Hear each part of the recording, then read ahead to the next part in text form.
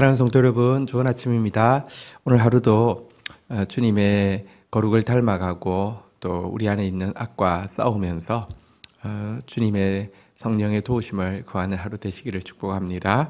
오늘 같이 나눌 말씀은 시편 102편 1절에서 17절 말씀입니다. 시편 102편 1절에서 17절. 먼저 1절, 2절 읽고 시작하겠습니다. 여호와여, 내 기도를 들으시고 나의 부르짖음을 주께 상달하게 하소서. 2절. 나의 괴로운 날에 주의 얼굴을 내게서 숨기지 마소서. 주의 귀를 내게 기울이사 내가 부르짖는 날에 속히 내게 응답하소서. 지금 시인이 하나님 앞에서 자기 기도에 귀를 기울여 달라고, 자기의 고통의 날에 얼굴을 숨기지 말아 달라고, 자기의 부르짖음이 하나님 앞에 속히 상달되게 해달라고 하나님 앞에서 간구하는 것으로 이 기도를 시작하고 있습니다. 때때로 주께서 우리 기도에 귀를 기울이시지 않는 것처럼 느끼실 때가 있습니다. 주님께서 우리에게 당신의 얼굴을 숨기시는 것처럼 느껴질 때도 있습니다. 부르짖음이 된 것 같은데 응답이 너무 늦게 걸리는 것처럼 느껴질 때도 있습니다. 여러분, 오늘 본문의 1절, 2절에 나온 이 간구는 바로 이와 같은 느낌에도 불구하고 하나님 앞에 매달리고 있는 모습입니다. 하나님은 살아계시고 하나님은 좋은 분이시며 하나님은 반드시 일하심을 믿을진데 우리는 기도에서 쉽게 물러서서는 안 됩니다. 자, 이제 이렇게 고백하고 나서요, 3절부터 우리 5절 먼저 한번 좀 보도록 하겠습니다. 내 날이 연기같이 소멸하며 내 뼈가 쑥같이 탔음이니이다. 4절. 내가 음식 먹기도 잊었으므로 내 마음이 풀같이 시들고 말라버렸사오며. 5절. 나의 탄식 소리로 말미암아 나의 살이 뼈에 붙었나이다.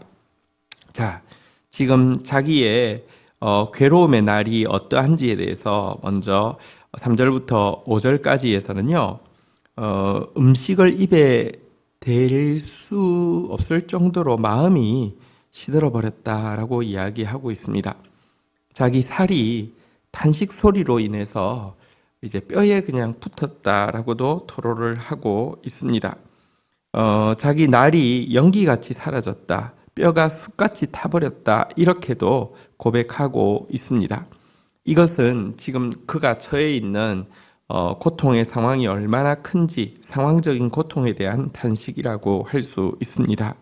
우리를 힘들게 하는 것은 이와 같이 상황이 우리의 시간을, 우리의 건강을, 우리의 마음을 이렇게 다 사라지게 할 만큼 힘든 상황이 올 때 고통스럽죠. 자, 그런데 이어서 시인은 이 상황뿐 아니라 또 다른 고통이 그에게 있다고 6절에서 8절까지 고백하고 있습니다. 6절. 나는 광야의 올빼미 같고 황폐한 곳에 부흥이 같이 되었사오며. 7절. 내가 밤을 새우니 지붕 위에 외로운 참새 같으니이다. 8절. 내 원수들이 종일 나를 비방하며 내게 대항하여 미칠 듯이 날뛰는 자들이 나를 가리켜 맹세하나이다. 자, 상황적인 고통에 대해서 토로하고 나서는 이제는 관계적인 고통에 대해서 토로하고 있습니다. 이처럼 어려운 상황에 처하게 되었을 때 마치 자기는 광야의 올빼미, 황폐한 곳의 부흥이처럼 아무도 자기 곁에 남지 않았다라고 탄식하고 있습니다. 밤을 새우고 고통하지만 마치 지붕 위에 외로운 참새처럼 아무도 자기 곁에 없다라고 탄식합니다. 있기는 있는데 어떤 사람들이 자기 곁에 있느냐, 종일 비방하고 대항하는 사람이, 미칠 듯이 자기를 향해서 날뛰는 사람들만 옆에서 비방하고 거짓 맹세를 하고 있다, 이렇게 이야기하고 있습니다. 어쨌든 지금 그의 괴로움의 날은 상황에 닥친 어떤 문제만이 아니라 관계적으로도 큰 고통이 있음을 알 수 있습니다. 그러나 이것이 다가 아닙니다. 9절, 10절에 보면 가장 중요한 고통의 원인을 이렇게 이야기합니다. 9절, 나는 죄를 양식같이 먹으며 나는 눈물 섞인 물을 마셨나이다. 10절, 주의 분노와 진노로 말미암음이라 주께서 나를 들어서 던지셨나이다. 그는 지금 죄를 양식처럼 먹는다, 눈물 섞인 물을 마신다라고 고백했는데, 이것은 보통 회개하고 참회할 때의 어떤 표현이죠. 왜냐고 하면 지금 그에게 닥친 이런 괴로움의 근저에는 주의 진노와 분노가 있음을 그는 감지하고 있다는 것입니다. 다시 말하면 죄로 말미암은 고통이 사실은 가장 근저에 있고, 이것이 상황적인 고통과 관계적인 고통들도 다 끌고 왔다라고 고백을 하고 있는 것입니다. 여러분, 성도가 우리 앞에 시까지에서는 거룩을 추구해야 된다고 강조하는 내용이었는데요. 실제 거룩을 추구해 보면 정말 만만치 않다는 것을 알게 됩니다. 사탄은 상황을 통하여서 우리를 공격하기도 하고요, 관계를 통하여서 우리를 공격하기도 하고요, 영적인 면으로 우리를 공격하기도 합니다. 그리고 이 공격 앞에서 우리가 거룩을 추구하지만 우리 안에 죄가 얼마나 많은지를 우리는 정말 새삼 놀랄 정도로 깨닫게 되는 것이 우리의 모습입니다. 그런데 이 같은 상황적, 관계적, 영적인 이 고통을 감지하고, 그러면 거룩을 추구하지 말고 그냥 세상에서 적당하게 타협하고 사는 것이 더 낫겠어, 이렇게 물러가서는 안 됩니다. 여러분, 사실 내가 거룩을 추구하기 때문에 내게 다가오는 괴로움은 축복입니다. 사실 내가 거룩을 추구하지 않는다고 해서 내 속에 이 괴로움을 유발할 수 있는 병원군이 없다는 게 아닙니다. 예를 들어 내 안에 큰 질병이 있는데 모르고 사는 거, 이거 더 큰 것입니다. 조기에 진단이 돼가지고요, 이렇게 수술이 들어가고 이렇게 약물이 들어가고 이렇게 하면 고통스럽겠지만, 그것이 100% 낫는 길이라고 하면 여러분, 빨리 진단되면 진단될수록 좋지. 그냥 모르고 있었을 때 괜찮았는데 괜히 조기 진단이 돼가지고 이렇게 내가 뭐 식이요법도 써야 되고 수술도 받아야 되고 약도 써야 되고, 큰일 났다, 이렇게 할 사람이 누가 있겠습니까? 여러분, 고통이 없다는 것은 내가 거룩을 추구하지 않는다는 증거이고요, 이 땅에서 갈등이 없다는 것은 내가 천국 백성이 아니라는 증거가 되는 것입니다. 어쨌든 거룩을 추구하는 길이 만만하진 않습니다. 그래서 11절에 보니까 내 날이 기울어지는 그림자 같고 내가 풀에 시들어짐과 같으니이다 라고 탄식하고 있습니다. 참, 시드는 풀같이 기우는 그림자같이 내 인생이 이 죄 때문에, 죄로 말미암은 또 관계와 또 죄로 말미암은 상황으로 무너져 간다라고 탄식하고 있는데, 이것이 정직한 인간의 모습입니다. 자, 12절부터 한번 좀 보도록 하겠습니다. 여호와여, 주는 영원히 계시고 주에 대한 기억은 대대에 이르리이다. 자, 여러분, 근데 만약에 지금 11절까지의 고백으로 끝났다고 하면 그는 거룩을 추구하고 거룩으로 말미암은 고통을 받은 것은 좋지만 이것이 결론이라고 하면 우리 가운데 누가 거룩을 추구하는 여정을 감히 감행할 수 있겠습니까? 근데요, 그것이 결론이 아닙니다. 여러분, 사단이 일하고 있는 건 맞지만 그보다 더 크게 하나님이 일하고 계십니다. 시인은 이제 믿음으로 여호와를 향한 고백을 하고 있습니다.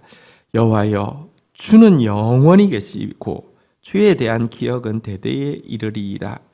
여러분, 자기의 형편사정과 상관없이 그분은 주님이시고 그분은 영원하시며 그분은 대대에 기억되어야 마땅하다고 주님을 향한 믿음의 고백을 선언하고 있습니다. 믿음으로 구원받는다는 것이 바로 이런 것입니다. 우리의 현실 상황은 흑암과 혼돈과 공허 같다 할지라도 그분을 바라봄으로 말미암아 지금도 운행하고 계시는 그분을 향한 믿음의 고백으로 나아가는 것, 이것이 믿음으로 말미암아 산다는 것입니다. 이와 같이 여호와를 향한 믿음의 고백을 하면서 13절 한번 보도록 하겠습니다. 주께서 일어나사 시온을 긍휼히 여기시리니 지금은 그에게 은혜를 베푸실 때라 정한 기한이 다가오미니이다. 자, 여러분, 지금은 주께서 일어나셔서 시온을 긍휼히 여기실 것입니다 라고 외치고 있습니다. 여러분, 여기 시온을 긍휼히 여기신다고 그러는데 시온은 무엇을 상징하냐고 하면 시온은 하나님을 예배하는 처소이잖아요. 단지 이스라엘 민족을 이야기하거나 예루살렘이라는 도시를 이야기하는 것이 아니라 하나님을 예배하는 이 공동체를 이야기하는 것인데요. 그리고 하나님을 예배하기 위해서는 그분이 거룩하시기 때문에 반드시 거룩을 향한 추구가 있어야 되는데요. 그래서 여기서 시온이라는 것은 고통 속에서도 거룩을 포기하지 않는 공동체를 이야기합니다. 고통 속에서도 거룩을 추구하는 성도들의 성도, 거룩한 자의 모임을 이야기한다는 것입니다. 이 시온을 주께서는 일어나사 긍휼히 여기신다라고 믿음으로 선포하고 있습니다. 뒤에 보니까요. 지금은 그에게 은혜를 베푸실 때라 정한 기한이 다가오미니다라고 이야기하면서 하나님은 우리를 수술하기 위해서 고통을 허용하시는 순간이 있지만 하나님께서는 그 수술이 완성될 때 혹은 또 우리가 감당치 못할 시험을 허락지 않습니다. 시험 당할 즈음에 우리가 또 감당하지 못하면 피할 길을 내십니다. 한 번에 될 때까지 해봐. 하다가 안 되면 버릴 테니까 이렇지 않습니다. 자녀가 병이 있습니다. 낫게는 할 수 있지만 어린 자녀에게 과하게 하면은 위험하다는 것을 안다고 하며 여러분 이 치료는 포기하지 않겠지만 조급함에 의해서 막 급하게 몰아붙일 부모가 어디 있겠습니까? 우리 하나님은요, 치료를 위한 고통을 허용하시기는 하지만 때를 따라 은혜를 베푸시고요. 또 치료가 하나님의 완전한 계획 가운데 진행되어지면 정한 기한이 있어서요. 이번 치료는 여기까지, 이번 치료는 여기까지, 이번 치료는 여기까지. 그래서 결국은 완치의 단계까지 나아갈 계획을 가지고 계시는데요. 그 하나님이 고통 속에서 거룩을 포기하지 않는 시온을 지금은 긍휼히 여기시기 위해서 일어서실 것이라고 믿음의 고백을 하고 있는 것입니다. 여기서 우리가 한 가지 알게 되는 것은 시인이 지금 상황적으로 고통스럽습니다. 관계적으로 고통스럽습니다. 영적으로 고통스럽습니다. 라고 했는데 이 고통의 요체가 단지 자기 개인만의 문제가 아니라 개인의 문제도 있겠지만 우리는 공동체의 일원이니까 여러분 손가락이 아프면 온몸이 아프잖아요. 그렇죠? 개인의 문제도 있겠지만 딱 개인을 위한 것으로 국한되는 것이 아니라 시온, 다시 말하지만 고통 속에서도 거룩을 추구하는 거룩한 자들의 모임, 시온을 위한 것임을 우리가 잘 알게 됩니다. 자, 이어서 이제 주께서 일어나사 긍휼히 여기실 것이라고 선포해 놓고는요 14절 한번 보도록 하겠습니다. 주의 종들이 시온의 돌들을 즐거워하며 그의 티끌도 은혜를 받나이다. 주님께서 시온을 회복시키는 날들이 되면 주의 종들, 거룩을 추구하는 자들은 시온의 돌과 티끌로도 즐거워하게 될 것이다 라고 지금 노래하고 있는데요. 이것은 한편으로는 시온이 지금의 표현으로 치면 교회가 회복되어질 때에 성도가 얼마나 기뻐하는지, 이 시인이 얼마나 기뻐하는지를 잘 보여주고 있고 그가 교회를 얼마나 사랑하고 있는지를 잘 보여주고 있는 것이며 또 한 가지는 주께서 일어나사 긍휼을 베푸실 것이기에 반드시 이와 같은 일이 있을 것이라고 시온에 있는 돌 하나라도 티끌 하나라도 은혜를 받는 그날이 있을 것에 대한 기대와 소망을 잘 피력하고 있다고 할 수 있겠습니다. 이렇게 되면요 15절부터 한번 좀 보도록 하겠습니다. 15절, 16절. 이에 문나라가 여호와의 이름을 경외하며 이 땅의 모든 왕들이 주의 영광을 경외하리니 16절 여호와께서 시온을 건설하시고 그의 영광 중에 나타나셨습니다. 자, 그리고 이와 같이 시온이 회복되어지고 나면 문나라의 왕들도 문나라 백성과 모든 나라의 왕들도 여호와를 경외하게 될 것이다 라고 노래하고 있습니다. 여러분, 사실 우리가 회복되어지는 것은 단지 우리만의 문제가 아닙니다. 교회가 교회되어지는 것은 단지 우리만의 잔치가 아닙니다.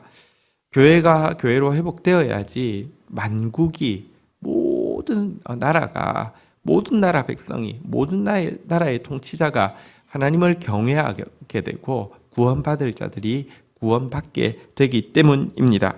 그래서 그는 시온으로부터 시작한 이 회복이 온 열방에 미치는 것에 대해서 선포하고 있는 것입니다. 마지막으로 17절 읽도록 하겠습니다. 여호와께서 빈궁한 자의 기도를 돌아보시며 그들의 기도를 멸하지 아니하셨나이다.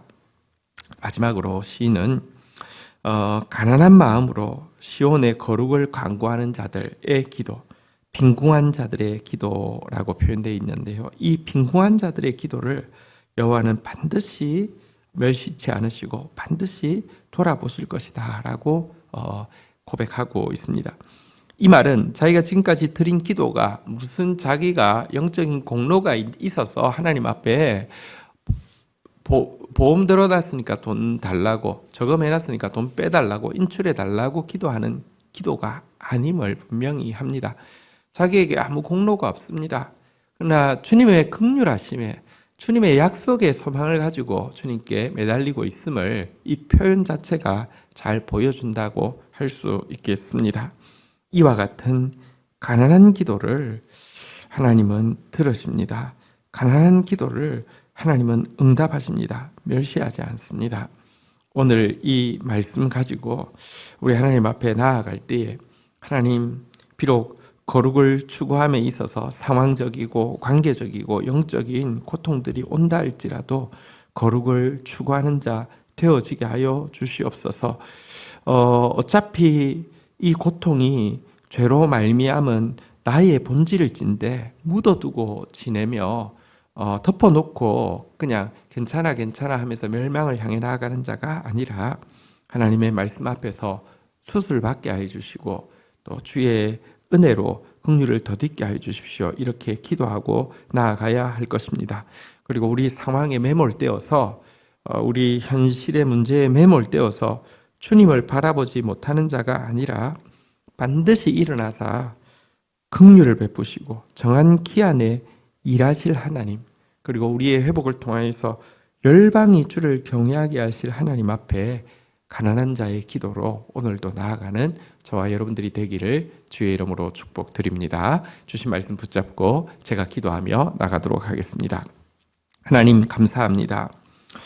나의 부르짖음을 상달되게 하시는 주님, 주의 얼굴을 내게서 숨기지 아니하실 주님, 내가 부르짖는 날에 속히 응답하실 하나님 앞에 간구합니다.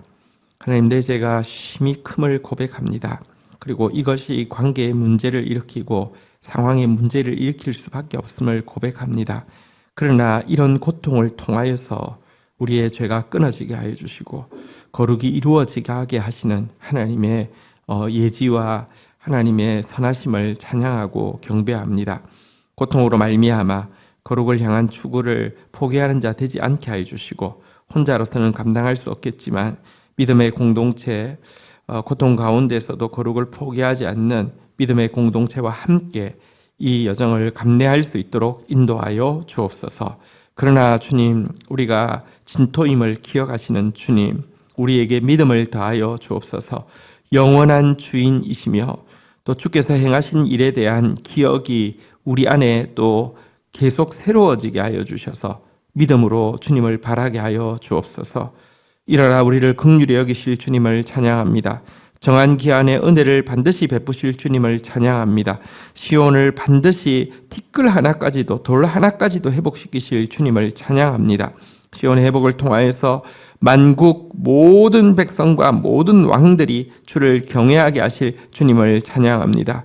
오늘도 가난한 자로서 빈궁한 자의 기도로 주님 앞에 나아가다가 주의 긍휼을 덧입는 저희들 되어질 수 있도록 주여 우리 교회를 불쌍히 여겨주시고 성도를 불쌍히 여겨 주옵시며 한국교회를 불쌍히 여겨 주시고 세계교회를 불쌍히 여겨 주옵소서.